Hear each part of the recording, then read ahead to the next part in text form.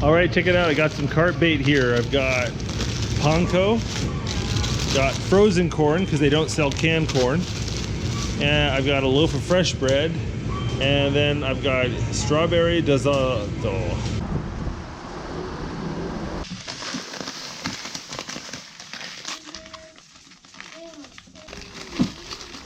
All right, well, me and Tommy, we're gonna get on the bike. We're gonna ride down to the river, and we're gonna do some pre-baiting. Go fishing tomorrow morning probably, so I'm gonna throw out my bait and see what happens. Well, good morning. I'm going fishing. I'm gonna go hit that spot that I chummed up last night and only have an hour or two before Tommy and Becca wake up. I got a good feeling about today. All right, well, there's 2 carp right on top of where I was chumming, so definitely gonna cast right there as soon as I get my rig set up. All right, got a landing net, some American gear, British carp rigs, some brand new reels. This is my Daiwa Liberty Club short swing. It's a 20-270. That means the power is 20, which is a pretty light power for a surf rod. And 270 is centimeters. So it's 2.7 meters, so about 8 feet. This is a great rod. I have an older version of the Liberty Club by Daiwa, and I love it. And so I got this version, and it's even better. This is the Daiwa Emerald. It's a 2500 mag sealed saltwater reel. The mag sealing keeps water and dirt out, so if you drop your gear in the water, it doesn't jack up the gears and require cleaning. The braid I have on this reel is something I've never seen before. It's I think it's called Guy, is the brand name. And this braid is so extremely thin. It's like nothing I've seen in the States. But I love this reel. I'm really tempted to go back and buy 2 more rod and reel combos. These things are awesome. This is my Japanese catfishing rod. It's from a company called Soul Fiesta, and it says Namatsu right there. And it's a lure rod. It's got a split handle. It's a medium power rod. So this right here is the Shimano Scorpion DC. It's a low profile reel with an automatic drag system. So apparently it doesn't need to be adjusted because it's got auto drag on it. You simply tell it what type of line you're using, in this case braid, and then it's off to the races. You can adjust it, but it's a very light reel. That's a classic British hair rig with a method lead. This is my panko jello and corn bait. The jello in Japan doesn't have as much dye in it, so it didn't really turn pink, but it smells strongly of strawberries. So I'm gonna take a big ball of that,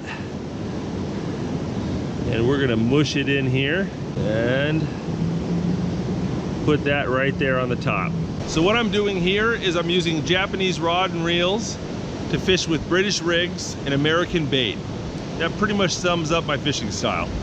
The carp are really close to the edge and the water is very clear, so I'm gonna chuck in some bait right into this hole, but I'm gonna stand back so I don't spook them. Now I need to get my landing net ready. Japanese landing nets are so cool. I love these things.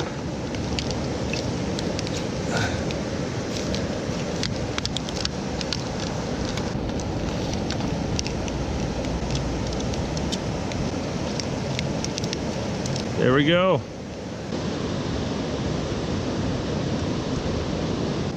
All right, got a big ball of bait right there. See how long that takes.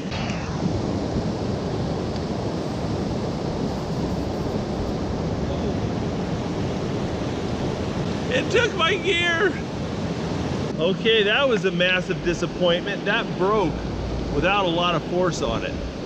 I hadn't even begun to ratchet down the drag all the way from having it stuck in the rocks, and it popped. So maybe it hit something sharp, I don't know. But we're gonna give that another try.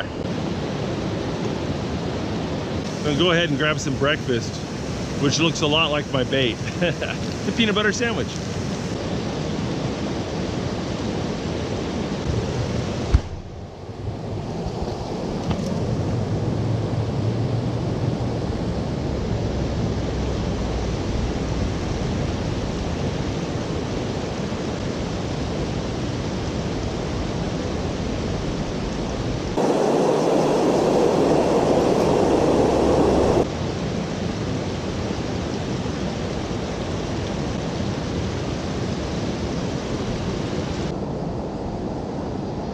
I'll tell you what, these river carp sure are feisty. He's not a very big boy, but man, he put up a fight. And these guys have definitely seen a few hooks in their lives. They're definitely line shy. And this one was trailing a bobber when I reeled him in. We got that pulled off him as well. So he's felt the prick of a hook before. There we go. Off he goes.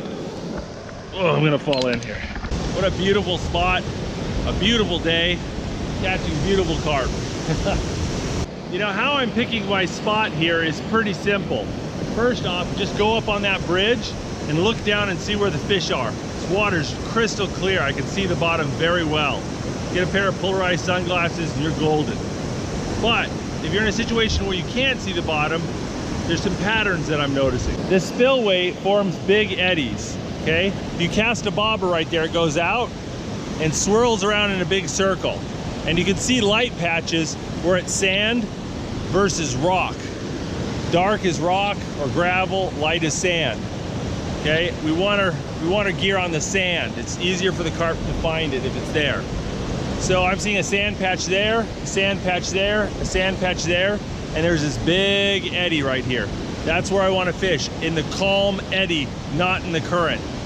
There's another eddy right over there where there's some carp, and out there where it's a little bit calmer and shallower, there's a few carp.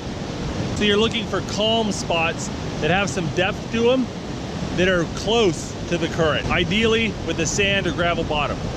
Well guys, it's starting to get real hot and I need to get going home. Only ended up fishing for about 2 hours. Had 2 fish on, number of bites, landed 1. Not too bad.